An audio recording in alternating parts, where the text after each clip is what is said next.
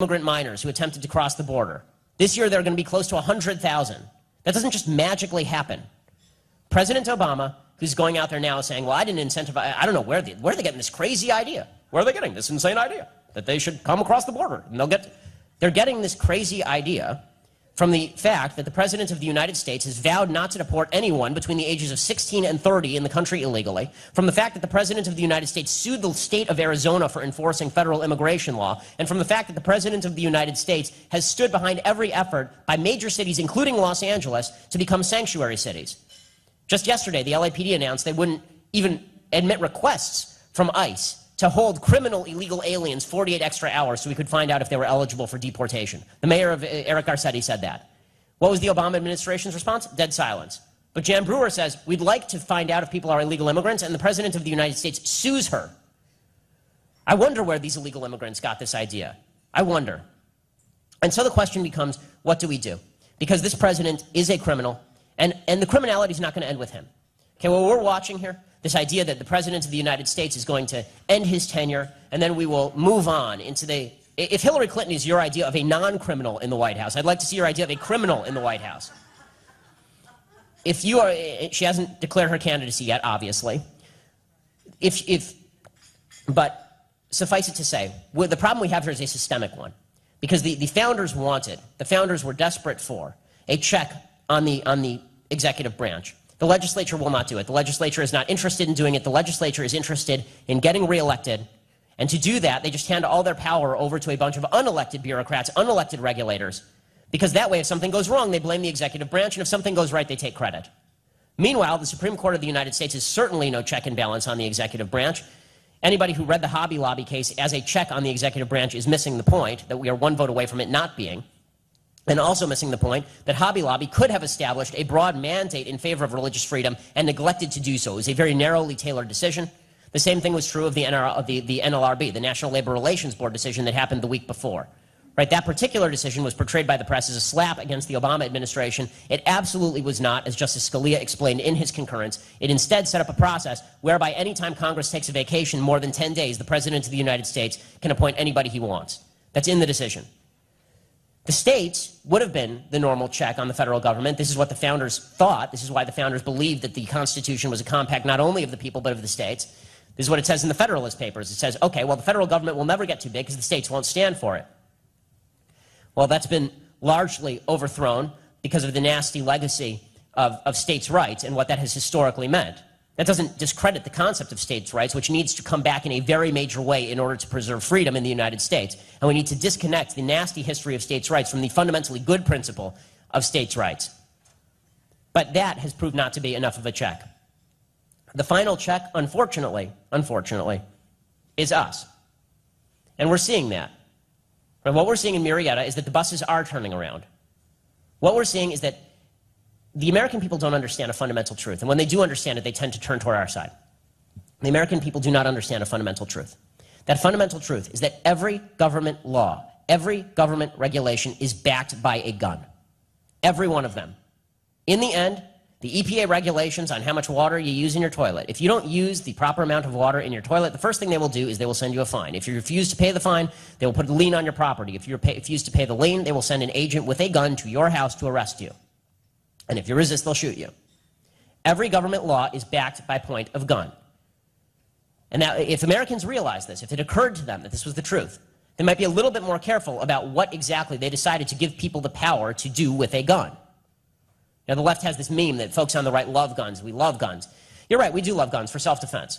There's only one group in America that loves guns more than folks on the right. Folks on the left who want to use the government gun in order to violate the rights of people on the right. They love guns. They just don't want us to have them.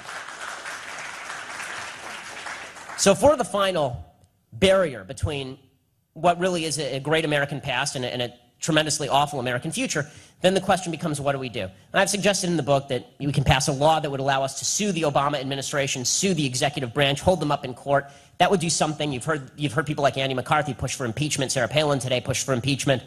Only one problem. In the grand history of the United States, 19 total impeachments in the House, 8 total convictions in the Senate. So I don't think getting rid of one executive official once every 30 years is probably going to do it. In the end, it's going to come down to, unfortunately and fortunately, convincing people. It's going to come down to making people understand these fundamental concepts, which is why what we're doing at the center is so important, which is why the information that we propagate is so important, because the media is, of course, the great lie machine on behalf of the executive tyranny. The press is more than happy to watch the president violate American freedoms so long as he's on their side. And so we're going to have to step up. We're going to have to call things by the right name. We're going to have to tell the truth. We're going to have to go into communities we never thought we were going to have to go into. We saw today that the Republican National Committee decided that it would be a great idea to hold the convention in Cleveland, which, if it's not good enough for LeBron, it's not good enough for conservatives. But they decided to hold it in Cleveland. Republicans need to get out of the realm of this is politics as usual, and they need to get into the realm of we are fighting against a tyranny, and unless we convince enough people to fight that tyranny, we are going to lose. What they should do, what conservatives should do, Republican, not Republican, doesn't matter, what conservatives really truly should do is they should hold a convention in Detroit, in downtown Detroit. I'm talking like the worst part of Detroit. And what they should do is they should buy up one of those horrific horror show looking old buildings, you know, that looks like comes straight off the set of a zombie movie. They should buy it up, they should refurbish the inside, and the entire speech by whoever the nominee is, the entire speech should just be a long shot of the surroundings in the city of Detroit, and they should say, this is what Democrats do. This is what the left does.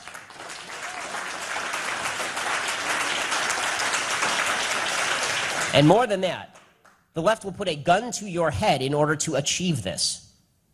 Once Americans understand that the destructive agenda of the left is not just another political agenda, it's something that is violative of basic human freedoms. Once they understand that government is not the source of rights, God is the source of rights, we need to go back to foundational principles, in other words. All these things used to be assumed. We can't assume them anymore. The American people are ignorant. The American people have been trained by 40 hours a week of public education and 40 hours a week of television that we need a big man, a great leader to lead us to prosperity and freedom. We're going to need to fight back against that on every available front. We don't have time to pick which front we fight back against because they're pushing on every available front. So, I know this is all depressing. I know this is all the kind of stuff that makes you want to jump in the bathtub and toss a toaster in with you. I know. I've been there. But when you decide to unplug the toaster, it's time for us to stop with the candlelight vigils. It's time for us to stop with the prayer sessions. It's time for us to stop with the hand-wringing and the hopes that maybe there will one day be a politician on the right who will just embody our values and say it just right, just like Reagan. And it's time for us to realize that, in the words of a famous would-be dictator, we are the people we've been waiting for. Thanks so much.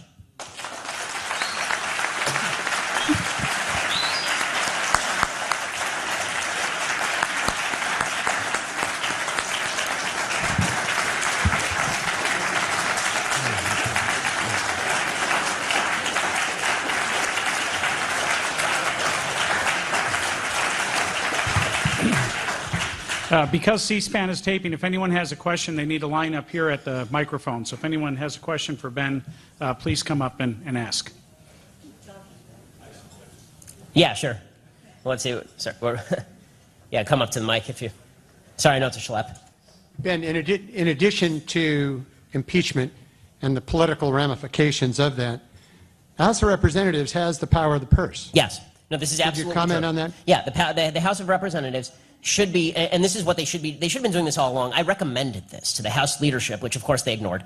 The House of Representatives should not be doing what Ted Cruz suggested, and they should also not be funding these things. What the House of Representatives should be doing is they should pass single measure bills, one page long, on each part of the federal government. Fund the government individually and singly. No more omnibus packages. Omnibus packages are a way to hide crap. Because here's the argument that ends up happening. It's exactly the argument that Cruz was having with his fellow Republicans in the Senate as well as with Democrats. He was saying basically, look, you've created this massive sandwich, and in the middle of this is a turd. Okay, I don't like turd sandwiches. I don't want the sandwich. And Democrats are saying, yeah, but we have to eat. Right? Well, how about this? How about instead of that, we just separate the sandwich? We'll pass a bill for bread, and then we'll pass a bill for lettuce, and then we'll pass a bill for bacon if you're not Jewish. And we'll pass all these, we'll pass a wide variety of bills, singly funding each element of the government. And then, when we're all done doing that, we will leave out certain things that we don't want to fund. Right? Let the Democrats stonewall a bill to specifically fund a particular element of the Defense Department. Let them hold that up, and then blast that out. Why are they standing against our soldiers in the field? which they would do, by the way, why are they standing against children if you're trying to fund particular aspects of education? Fund everything singly. That's the easiest way to defund. Not these climactic, these climactic battles we're supposed to have every 3 months. Where is it the debt ceiling? Do we hold that up? Do we hold that? No. Do it the way that it was supposed to be done under the Constitution of the United States. Spending and revenue originate in the House. Pass each bill singly, pass each bill 2 pages at a time so all of us can understand it. We don't have to look through 8 feet of regulations. Thanks. Why can't you impeach, get a group to impeach the president, even though the group will lose? You will get publicity. Everything that you've said will be out in the press. It'll be on the radio. It'll be on the television. This is something you can't buy, you just can't buy it. Okay, we need to understand 2 fundamental principles going into any talk of impeachment. The first fundamental principle is that obviously he's not going to be convicted in the Senate. We know that, right? He's not going anywhere. And beyond that, even if he were, then we'd get Joe Biden, who I know we all dismiss as what he is, which is a man of very little brain. But he is also a hardcore ideologue. And so the suggestion, it turns out that even stupid presidents can do an enormous amount of damage. So leave that aside for a second. The other truth, and this is what we do at Truth Revolt, is that the media will completely destroy it. The media will completely destroy it. The same way that they destroyed Kenneth Starr in order to protect their beloved Clinton. The same way that they're going to destroy these protesters in Murrieta. What we need to focus on before we even get to that is winning back the hearts and minds of the American people. Because the way this is going to come off, and you know where the media narrative is going on this, and you can predict it. And this is not me agreeing with the media narrative, obviously. It's false, it's a lie, but this is what the media does. What they will do is they will state that the only reason to impeach Barack Obama, who has committed no crime, of course, which is what they'll say, the only reason is because he's a black guy. Right? We're all a bunch of racists, and so therefore it would be a backfire. I am not focused, as much as I say that Obama's a criminal, there are lots of criminals. There are lots of them. Right? They're stacked up in the DOJ, they're stacked up in the EPA, they're stacked up in the IRS, they're stacked up in every executive branch of government, and every executive agency, by the way, has its own SWAT team. So all the criminals are in the government, they all have guns. The solution is not to get rid of one guy, the solution is to defund all these various parts of the government. If we're going to do something in the House, let's do that, because that's actually achievable.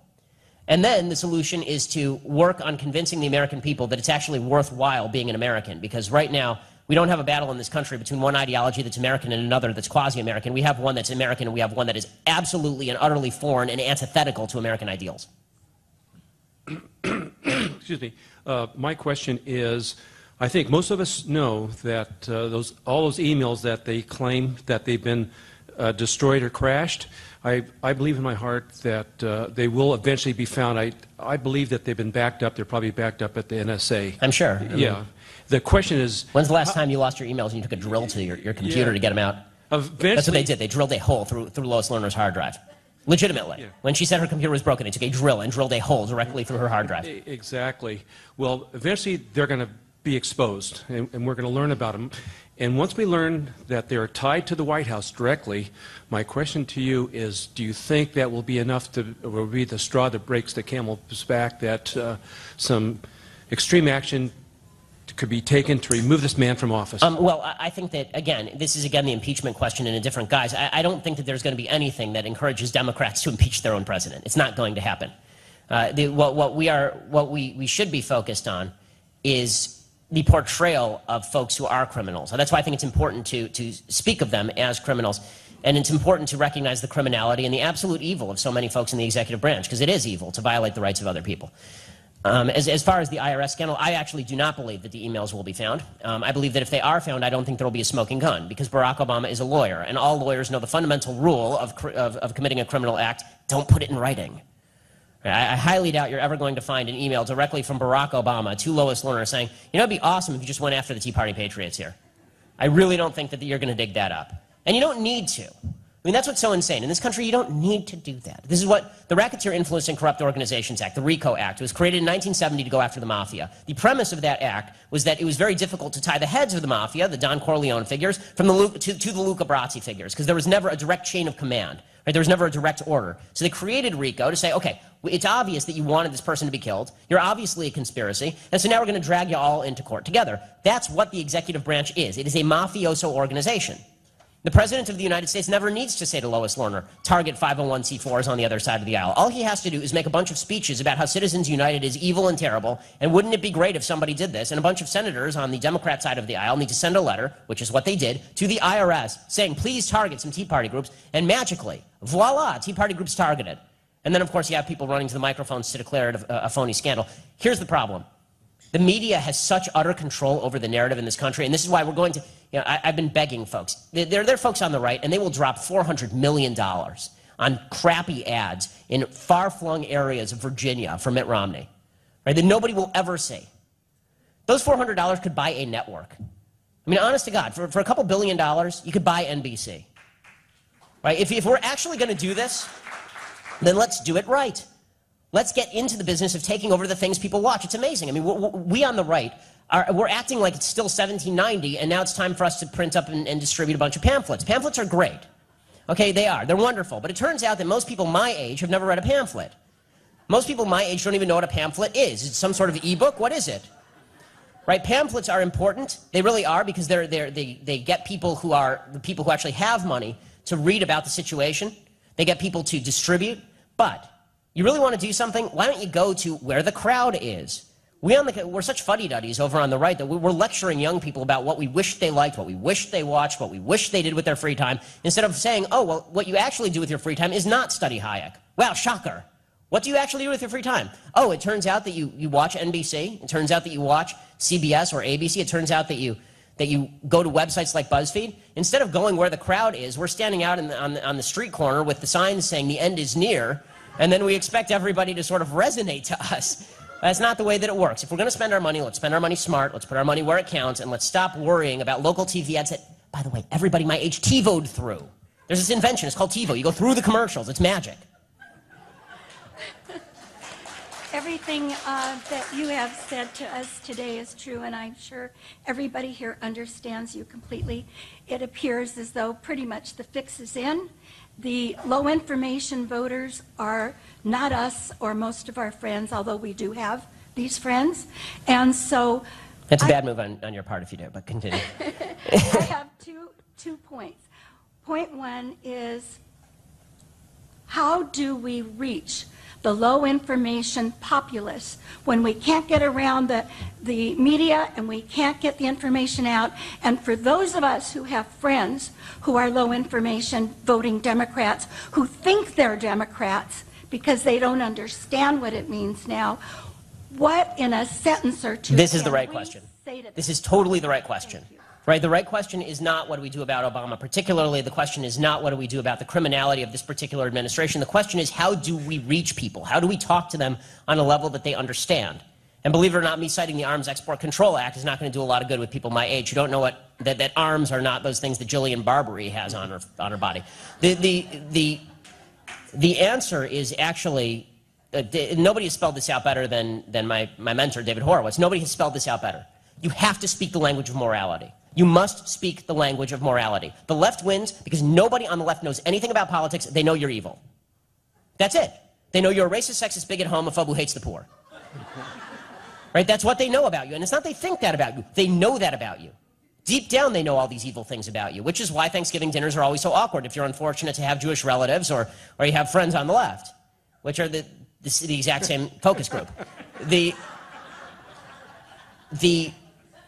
The answer to all of this is to speak in the language of morality. This is why I never say that the government compels people to do stuff. The government does not compel people to do stuff. The government compels people to do stuff at point of gun.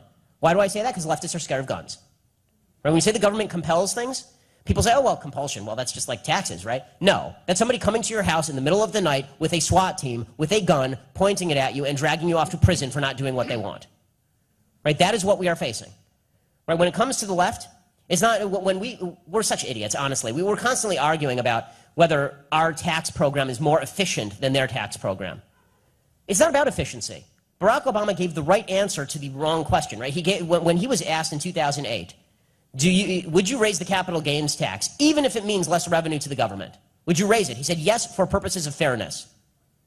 Right? Even if it meant people were more impoverished, even if it meant people were more poor, The answer was yes, for purposes of fairness. Why? Because people don't speak the language of poverty. People don't speak the language of efficiency. People don't speak Mitt Romney's 57-point tax plan. You can't even name 2 points on his 57-point tax plan. People speak the language of fairness and justice and morality. They want to think that they're right and the other guy is wrong. They want to have a feeling of, in many cases, unearned moral superiority based on their opposition to things. This is why everybody was getting off ripping on Donald Sterling for being a crazy old racist coot.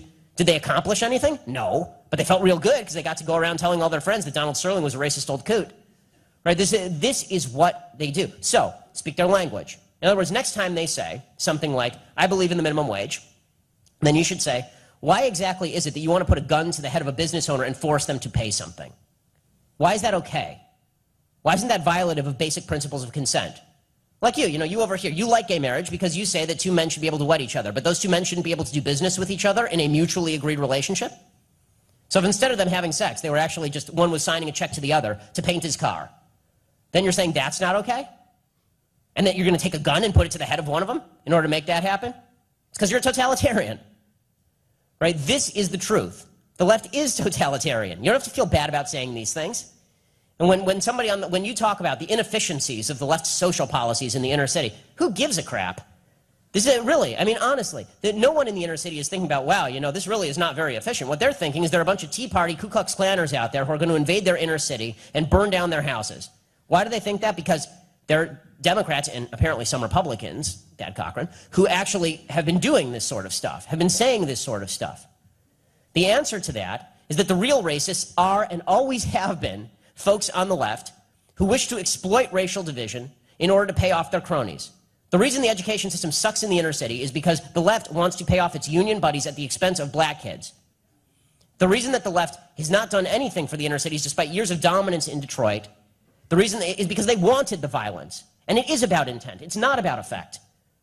There was a really telling point in the 2012 election cycle when Bill Clinton was talking about Obama, and he said, the difference between Obama and Mitt Romney is that Romney is somebody who says that Barack Obama's done a really poor job. Barack knows he hasn't done a great job, but he feels really bad about it. This was an actual line, right? And people bought that because, and the polls show this, right? 80% of people thought that Mitt Romney cared less about them than Barack Obama in exit polls. 80%, that's a majority of Republicans. Right? But when it came to policies, they agreed with Mitt Romney. But people don't vote with their heads, people vote with their hearts. So, go after what people feel. Go after the language of morality. Socialism is not a good idea that went wrong, and whenever you hear Republicans or conservatives say this, it's because they have the IQ of a kumquat. Socialism was a horribly evil idea that went completely right. It went exactly as they thought it was going to go. This was the design from the start. Socialism is a fundamentally immoral, evil, unfair, discriminatory, and disgusting system that violates off the bat 3 of the 10 commandments, right? You don't steal, God, not government, and you shouldn't be jealous of your neighbor's ass, right? That's in the actual language, correct? Yes. Not the Bill Clinton language. So these are the terms that we should be speaking. These are the terms that hit young people. Because young people, nobody has the time to read all of the entire editorial page of the Wall Street Journal. Nobody does. Everybody's attention span is 5 seconds long. So if you can't make people feel good about being conservative, make them feel really, really bad about being leftist. You know why? They deserve to feel bad about being leftist. They're siding with an evil ideology. Okay, and I apologize. This has to be the last question. Ben, I got to get my pulse down a little bit before I ask this.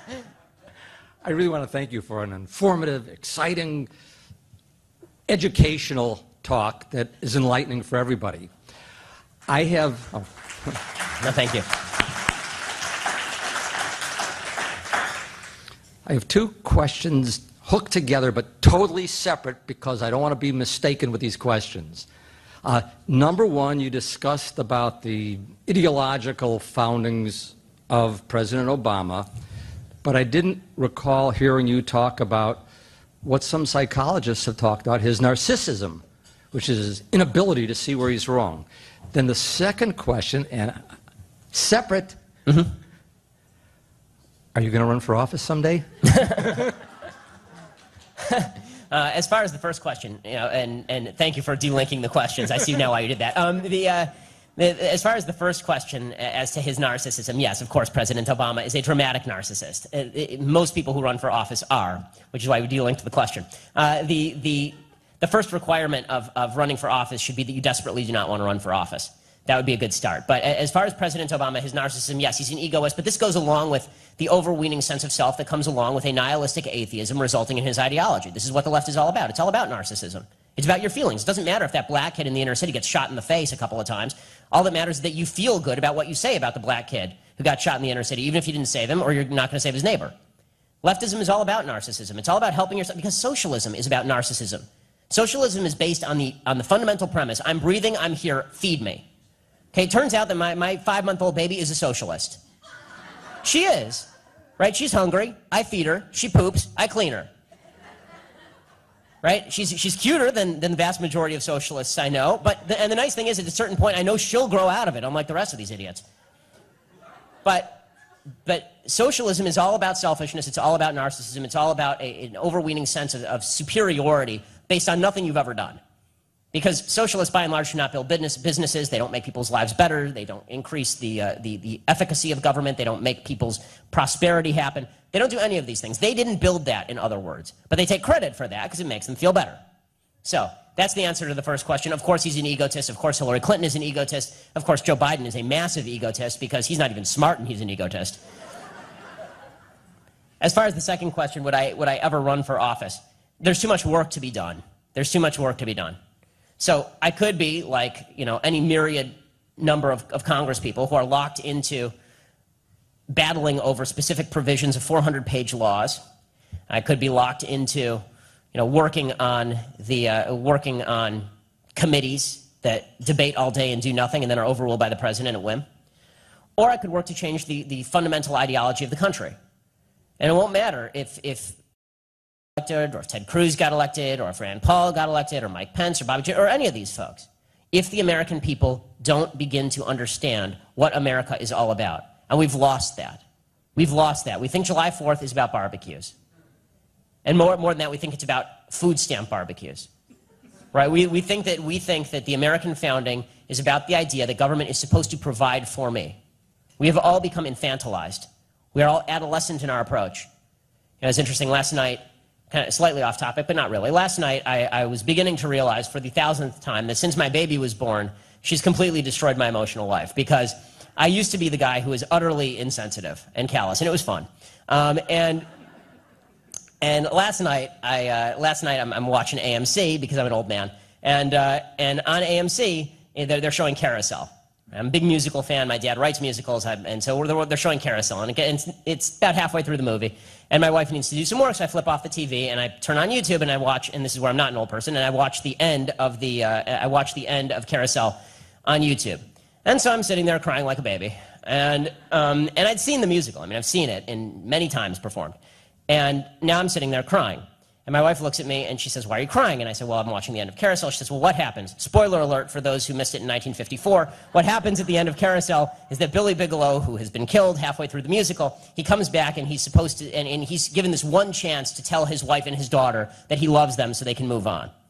And so the end of the musical is him saying, "I love you, believe I loved you, Julie." Julie's his wife. And then he walks off into the distance as they sing, "You'll Never Walk Alone."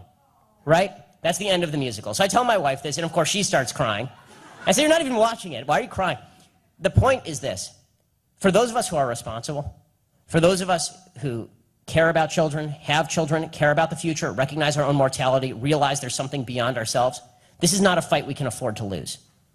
There is something beyond us. The left, they're a bunch of adolescents.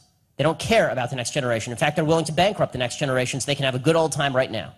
They're willing to redistribute all the wealth, destroy everything that we've created, destroy the greatest civilization in the history of mankind, specifically to satiate their own hedonistic needs. That's not what we're about. And so, in a way, my daughter has obviously taken the pizzazz out of me, but she has also changed, she's deepened what I already believed from something that was an ideology into a creed and a way of life. And for all of us who live it, it is a way of life. That way of life is under attack. And the only way to destroy the folks who are attempting to attack us is to destroy them. And destroy them. And destroy them. And keep destroying them. And there is no utopia where they go away permanently. They won't. The fight never ends. We can't afford to tire. We can't afford to falter. If we do, they will win. But if we fight back, and we fight back strong, and we fight back smart, and we recognize the situation that we face, I do believe that with the grace of God we can win. Thanks so much.